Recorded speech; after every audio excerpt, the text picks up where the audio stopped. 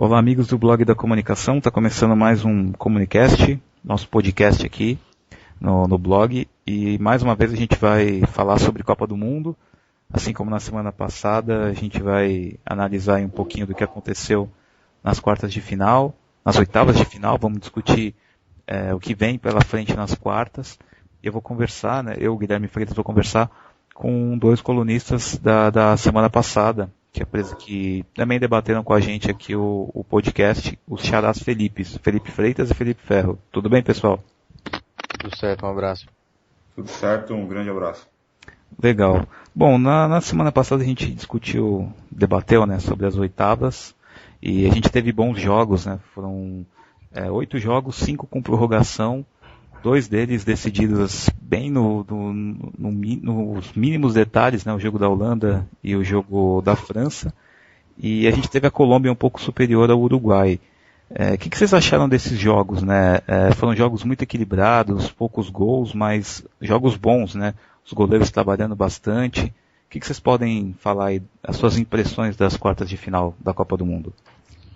Bom, tivemos grandes partidas nas oitavas aí, sobrou em emoção, A gente teve muitos jogos decididos no finalzinho, seja do tempo normal, seja da prorrogação, ou até mesmo nos pênaltis, todo mundo sofreu com o jogo do Brasil, tem outro jogo que foi para prorrogação, só que ficou os destaques individuais para os goleiros, que a FIFA elegeu 5 deles, nos 8 jogos, 5 desses jogos o goleiro foi o melhor em campo. Então eles tiveram uma contribuição muito grande para essa queda no volume de gols, mas foram jogos que marcados pelo equilíbrio. Muitos times que a gente achou que ia ter facilidade não tiveram. Foi mais o caso da Colômbia, que teve um pouquinho mais de tranquilidade contra o Uruguai, mas tivemos grandes jogos, o que só aumenta a nossa expectativa para a próxima fase. E você, Felipe, o que você pode resumir? Bom, fase de oitavas de final geralmente é a fase mais difícil, E que entre aquela tensão, aquele nervosismo e saber que você não pode errar, que é um jogo só, então qualquer erro pode ser punido e você pode ir para casa, como aconteceu com a Suíça, por exemplo, que fez um jogo taticamente perfeito e um vacilo ali numa saída de bola acabou dando gol para a Argentina. Então os jogos são mais amarrados historicamente nas oitavas de final. Acho que nas quartas de final, até por serem embates de equipes com mais peso, eu acho que não vai ter tanta tensão, tanto medo de perder, tanto medo de errar. E eu acho que os jogos vão ser mais abertos e manter o nível das boas atuações que vinham acontecendo nessa Copa. Beleza. Bom, como a gente já falou aqui, foram jogos muito equilibrados, com bastante, como o Felipe falou agora, bastante amarrados.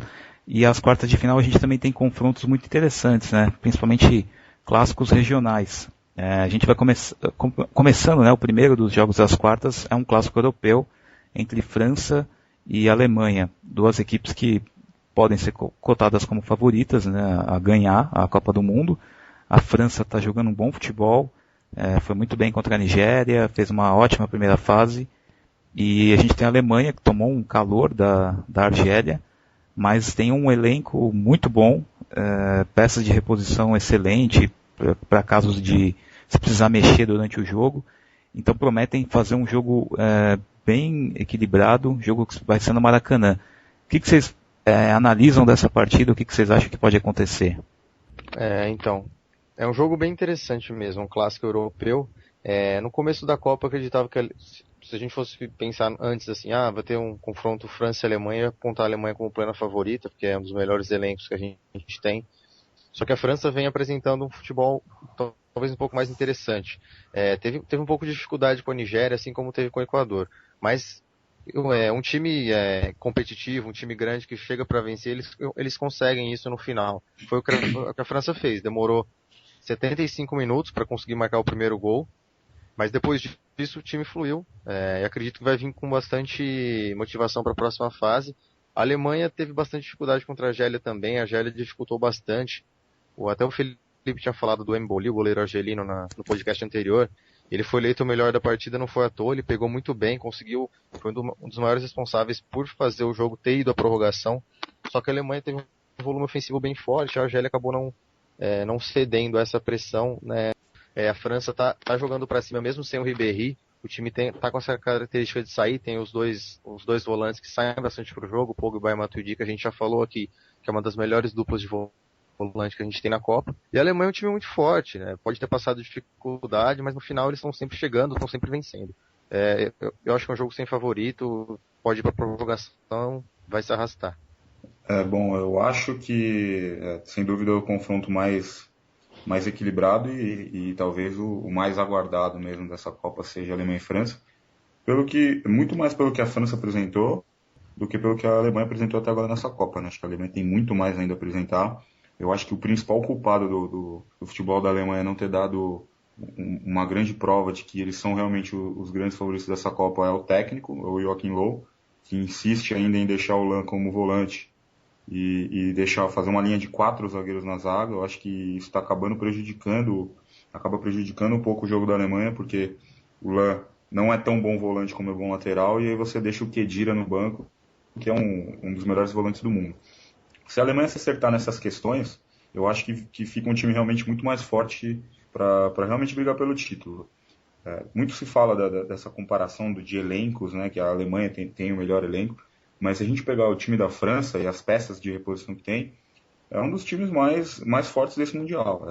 Todos os jogadores jogam em grandes clubes, tem seu destaque. O Giroud é artilheiro no Arsenal, o Benzema é artilheiro no Real Madrid, Pogba é um meia de destaque na Juventus, Matuidi carrega o meio de campo do Paris Saint-Germain, Sacco é zagueiro do Liverpool, Lohri é goleiro e capitão do Tottenham. Então, Evra no Manchester United, todos os jogadores da seleção francesa têm papel muito importante nos seus clubes na Europa.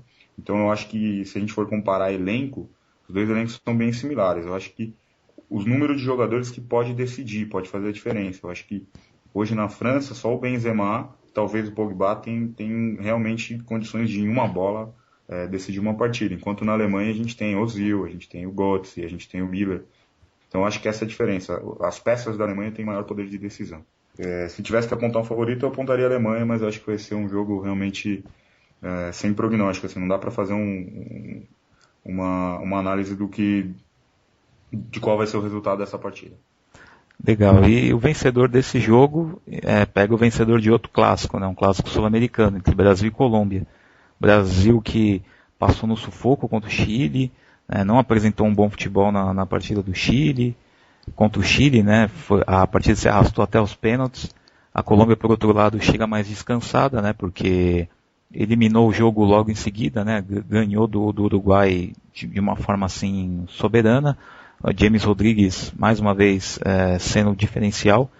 E a gente vai ter um jogo bem interessante, né? Esse jogo que vai ser em Fortaleza. Nós temos o Brasil que está ali devendo futebol, ainda não se encontrou taticamente, contra uma Colômbia bem acertada, um time jovem, rápido, e o confronto ali entre duas jovens estrelas, né? O Neymar de um lado e o James Rodrigues do outro. O que vocês podem apontar nesse confronto Brasil-Colômbia? Eu acho que assim, é muito difícil do Brasil ter uma mudança muito grande em relação ao que já apresentou. Porque a gente conhece o Felipão, sabe que ele é teimoso e vai manter os jogadores, vai manter o time, vai manter a forma de jogar. Aí que entra o ponto principal. Eu gosto muito de frisar que quando tem equipes equilibradas, como é o caso dessa Copa do Mundo, times equilibrados, com jogadores que são experientes, jogam na Europa, são acostumados a se enfrentar, toda semana eles se enfrentam, aí eu acho que o técnico começa a ter um papel decisivo maior. Sem dúvida o Pekerman é muito mais técnico no aspecto tático e de estratégia de jogo em relação ao Felipão. Ele sabe como mexer durante o jogo, sabe manejar melhor as peças. Não tem as mesmas peças de reposição do Brasil. Eu acho que o Brasil ainda assim tem jogadores melhores que o da Colômbia, mas a Colômbia tem um time melhor, mais organizado do que o Brasil. E o Pekerman tem esse poder de mudar a cara do jogo. Muito se fala do currículo do Felipão, que afinal já é campeão mundial, levou Portugal até umas semifinais, final de Euro, mas a gente tem que respeitar o currículo do Pekerman. O Pekerman é um técnico que, junto com o Giuseppe Meazza, são os dois únicos técnicos que já disputaram mais de uma Copa do Mundo que não perderam. Né? O Pekerman foi técnico da Argentina em 2006, com 3 vitórias e 2 empates, caiu nos pênaltis para a Alemanha, e até agora nessa Copa 4 vitórias. O Pekerman foi o responsável pela organização da base da seleção argentina, que foi campeão mundial em 2005, campeão mundial em 2007, sub-20, e campeão olímpico em 2004 e 2008. A maioria desses jogadores que jogam hoje no time da Argentina passou na base, da seleção de base, pelas mãos do Pekerman. E dá para ver a inteligência tática dos jogadores argentinos, que eles aprenderam muito com o Pekerman. Então, assim, eu acho que vai ser um jogo equilibrado. O Neymar pode decidir o jogo numa bola, o Oscar pode decidir o jogo numa bola, mas eu vejo a Colômbia como um time melhor organizado. Eles podem ter um domínio do jogo maior. Legal. E você, Felipe, o que você acha desse jogo? Eu acho que a Colômbia, o maior trunfo da Colômbia está justamente onde o Brasil peca mais, que é o meio-campo. E é o setor que a Colômbia é mais forte e domina os adversários. Eles estão jogando com Aguilar, Sanches, Cuadrado e Rames Rodrigues. E ainda tem o Guarín para entrar vindo do banco, que é um grande jogador. Então eles estão dominando o setor de meio de campo, estão criando muitas dificuldades. Não vai dar mais para o Brasil vencer os jogos empurrando com a barriga, contando com a sorte do jeito que está. Precisa de uma melhoria no jogo. E para mim essa melhoria incide diretamente numa mudança no esquema, o que eu infelizmente duvido que vai acontecer. Eu realmente acredito que se o Filipão só substituir o Luiz Gustavo por um outro volante, não vai fazer diferença. Para mim é importante que o Maicon entre para dar um suporte na marcação, porque a gente sabe da velocidade do Cuadrado ali, tudo bem que ele joga pro lado direito, mas o James Rodrigues cai pelas pontas também. Para mim o Maicon pode desempenhar essa função bem melhor que o Daniel Alves. Ele pode tentar tirar o Fred, fazer um 3-5-2, que é o que ele colocou em uma parte do treino hoje. Para mim seria ideal, colocar um 3-5-2, coloca o Henrique ali no meio mesmo, né? Nem que, já que ele não convocou nenhum primeiro volante, ele pode usar o Henrique para fazer essa função. Legal. E só pegando o gancho, vocês acreditam mesmo que possa ter essa variação? Ou vocês acham que o Felipão vai ser muito teimoso de não mexer no time? Eu acredito que não. Sinceramente, acredito que não. O Filipão tem essa característica, mas é complicado mesmo você fazer 4, 5 mudanças de repente de um jogo para o outro na fase de mata-mata. Mas eu acho que alguma coisa tinha que ser feita. Pelo menos tentar mudar o esquema, uma ou duas peças que não estão rendendo, porque chegou um momento decisivo. Para vencer a Colômbia, vai ter que melhorar o desempenho do time. Infelizmente, eu duvido que ele vai mexer, mas eu acho que seria necessário.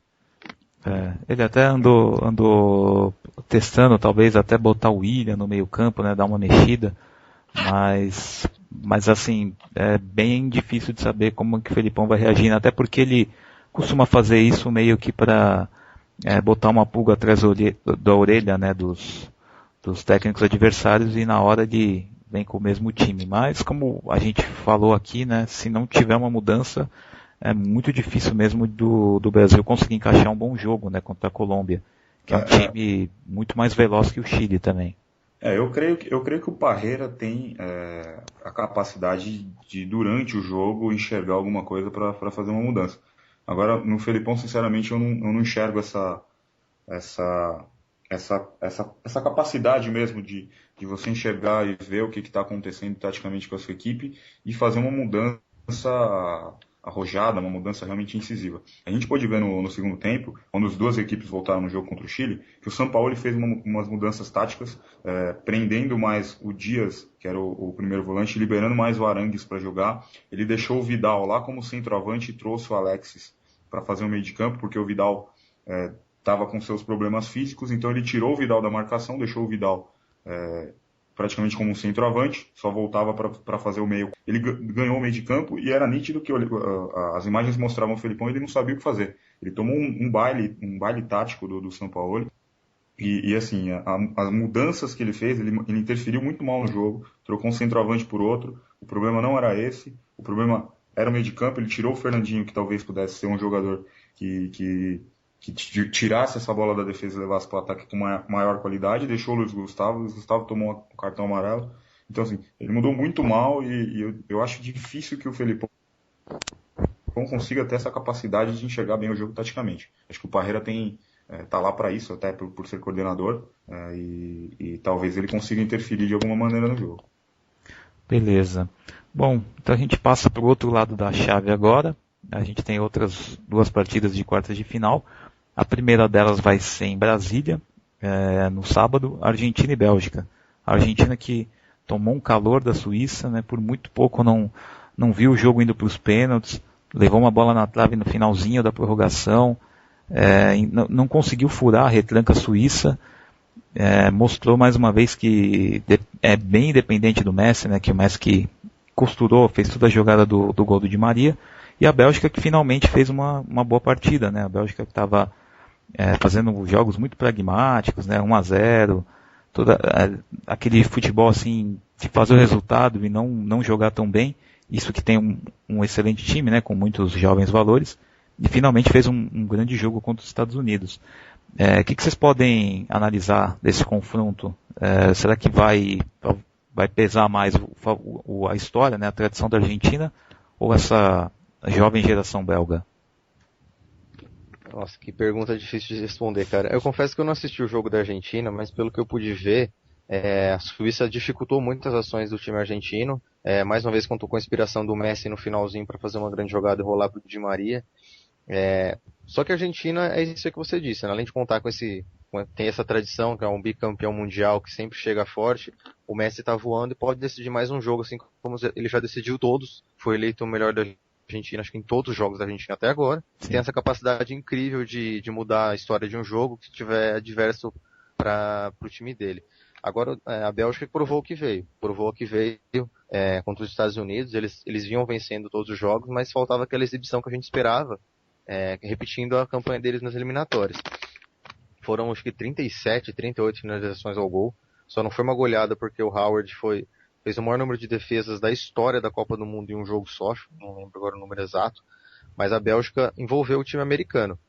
Foi difícil de bater, porque os Estados Unidos, como eu tinha falado, é um time meio complicado de se jogar contra, porque eles criam bastante dificuldade, só que a Bélgica teve um volume impressionante, ditou o ritmo do jogo, construiu o resultado. Foi difícil, mas eu acho que teve uma evolução muito grande. O Hazard e o De Bruyne tem uma movimentação fantástica no ataque. Eu acho que ele tem que voltar com o Lukaku, que ele acabou tirando no decorrer da competição para colocar o Origi.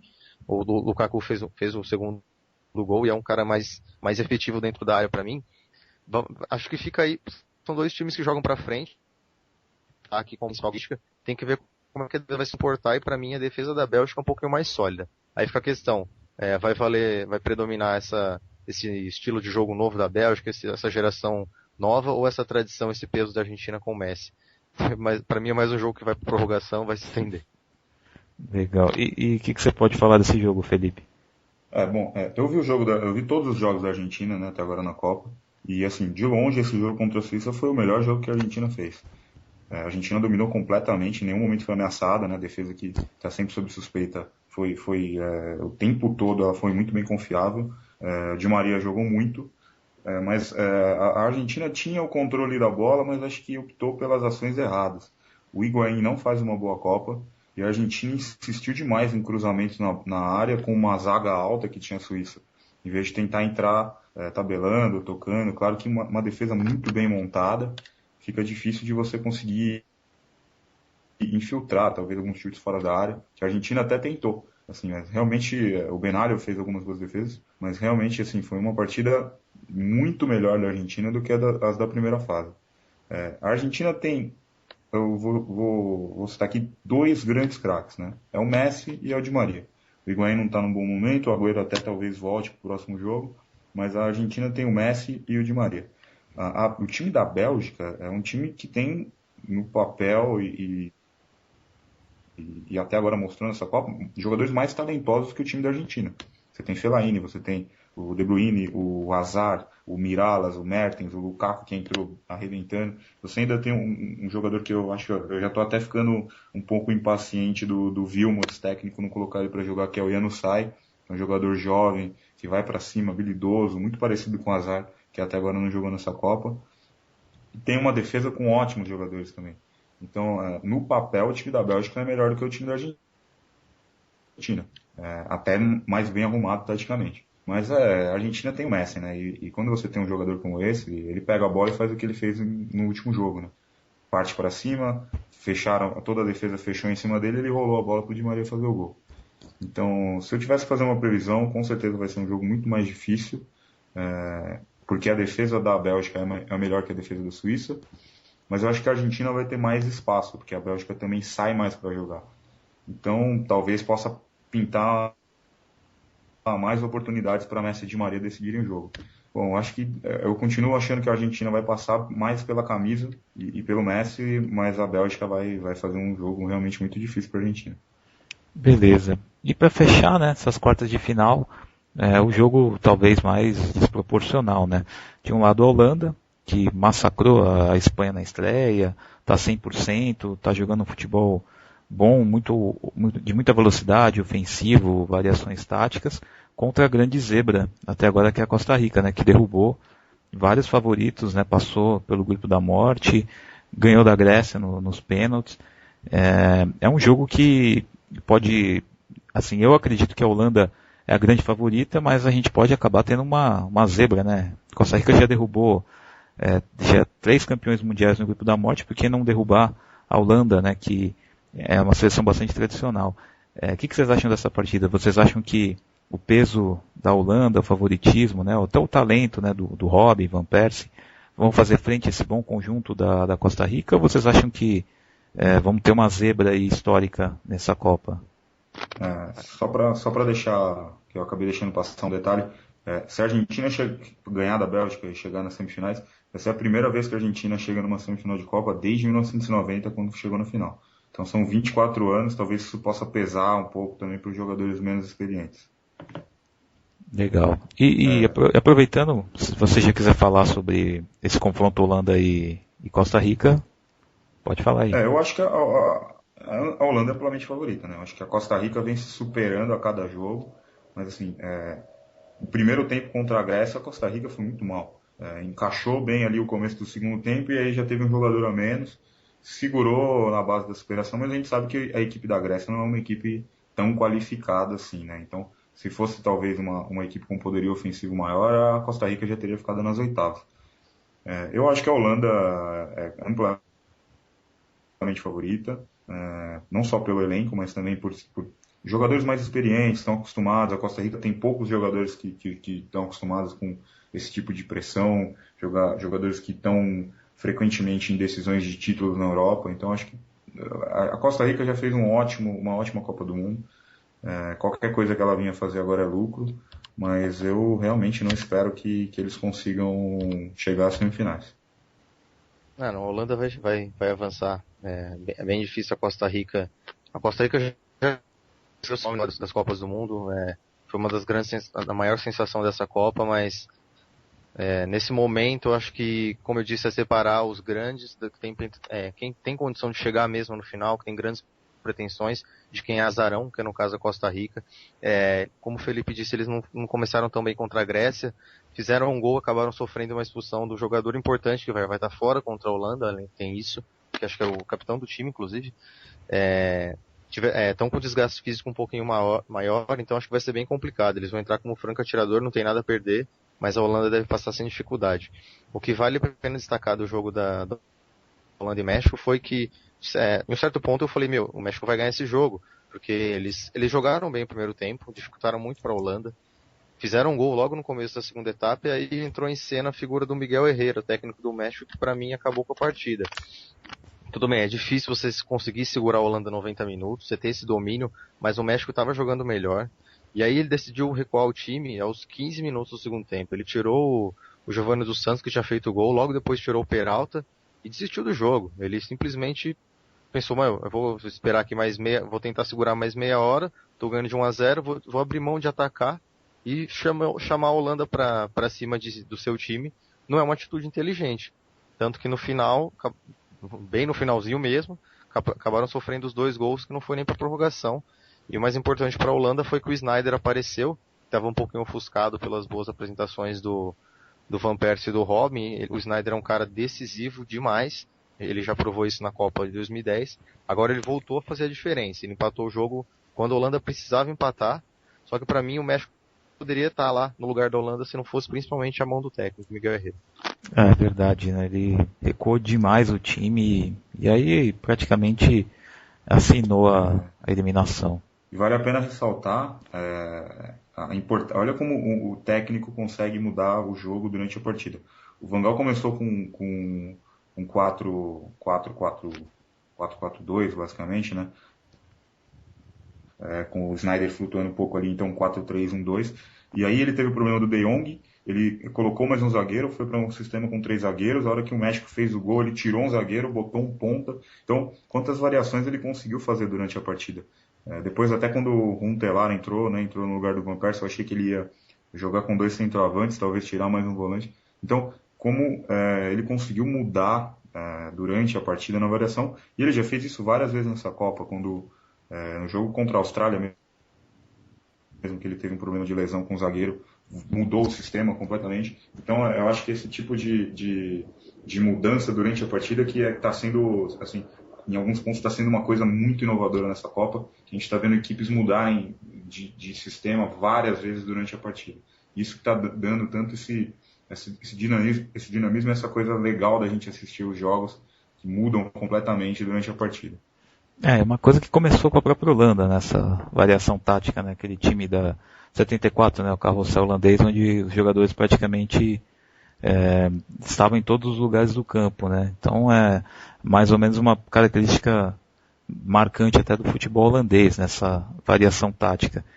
E só antes da gente encerrar, né, o podcast, a gente tem uma enquete lá no blog do principal destaque da Copa até agora, né? A gente listou 6 nomes lá, que são o Neymar, o James Rodrigues, o Benzema, o Thomas Müller, o Robben e também o... deixa eu ver se eu lembro aqui... Nossa, deu um branco aqui. Isso, o Messi. Olha, esquecendo do Messi. Então a gente listou esses seis caras e eu queria saber de vocês quem vocês acham que é o principal jogador da Copa até o momento. Eu votei no Robben, que eu acho que o Robben foi decisivo em todos os jogos da Holanda. Ele participou praticamente de todos os gols, de todas as jogadas. E eu acho que ele está assim, numa fase espetacular, né? Fisicamente também está correndo o jogo todo, cavando uns pênaltis de vez em quando, mas está jogando bem. Então eu votei no Robben. Em quem desses 6 vocês votariam? Se vocês acham que tem algum outro grande jogador, fiquem à vontade para comentar. Nossa, eu acho qualquer... Pode falar aí. Eu voto no Robben, né? Eu acho que o Robben tem sido o melhor jogador dessa Copa. Eu voto no Robben. O Messi é o que tem o maior poder para decidir uma partida. E eu vou dar um mérito aqui a 2 jogadores, que é óbvio que não são lembrados porque são 2 goleiros. O Tim Howard, o jogo contra a Bélgica, foi o jogo em que uma equipe teve maior número de finalizações contra uma outra equipe, que foi a Bélgica, teve mais de 30 finalizações contra o Howard. E o segundo jogo foi o jogo de estreia dos Estados Unidos contra a Gana. Ou seja, o Howard tomou 2 gols da Bélgica e tomou 1 gol de Gana, tendo mais de 50 finalizações nesses 2 jogos. Então vale essa ressalva. E o outro é o Emboli, que para a Argélia, o que ele fez realmente nessa Copa foi sensacional. Fechou o gol contra a Bélgica, fechou o gol contra a Bélgica, contra a Coreia e contra a Alemanha. Então, para mim, esses 2 caras merecem ali um asterisco. E você, Felipe, quem que você elegeria até o momento como principal destaque? Acho que se eu votasse em qualquer um ia ser uma votação justa. Eu acho que o Robben é quem está desempenhando, tá jogando, ele e o Müller, acredito que estão jogando muito bem, que estão sendo os maiores destaques individuais, mas pelo poder de decisão, pelo que ele tudo fez até agora, eu votaria no Messi como melhor jogador. Se não fosse ele, a Argentina não ia estar onde está agora, mesmo com o Di Maria comendo a bola também. Então pode melhorar ainda mais o que ele joga, mas o que ele já vem decidindo de jogos, eu acho que ele já merece esse prêmio de melhor da Copa até agora. Legal. Então Segundo a FIFA é o Davi Luiz, né? Porque eles consideram as estatísticas. Mas que vem jogando bem também. Sim. A FIFA com as suas eleições sempre controversas, né? Mas eu acredito que depois das quartas a gente vai ter jogos muito interessantes nessas quartas de final. Eu acho que a gente já vai ter, depois dessa rodada, uma noção assim, de quem realmente vai encaminhar assim, para ganhar, né, a bola de ouro e possivelmente estar lá no final do ano no prêmio de melhor da temporada. Bom, a gente vai encerrando então esse... Se tivesse que escolher a melhor atuação até agora, quem que vocês... Melhor atuação? Gostariam, hein? O melhor jogador em um jogo, quem vocês acham que foi até agora? Em um jogo teve vários. Eu ficaria talvez entre o Howard, nesse último da Bélgica, e o Robben na estreia contra a Holanda, contra a Espanha. Acho que o Howard tem que ser lembrado pelo jogo também. Teve o Shaqiri, né? O Shaqiri fez 3 gols contra Honduras naquele jogo, ele jogou muito bem também. Bom, meu voto seria pro Luís Soares, sem mordida. Também. realmente o que ele fez contra a Inglaterra não é todo dia que a gente vê. Verdade, né? E tá aí fora da Copa, né? Poderia ter ajudado o Uruguai lá contra a Colômbia, mas não deu para ele. Bom, a gente vai então encerrando esse podcast. Obrigado aí pelos Felipes pela participação e vamos tentar aí na próxima semana também fazer um antes das semifinais. Beleza. Isso aí. Abraço, até a próxima. Valeu, pessoal. Um abraço aí. Legal. Então a gente fica por aqui. A enquete está no ar. Se você quiser, você que está ouvindo aí o podcast quiser votar, tá lá no lado direito do site. É só escolher o seu jogador favorito e votar lá. Obrigado, pessoal. Até o próximo programa e vamos ver o que dá nessas quartas. Um abraço.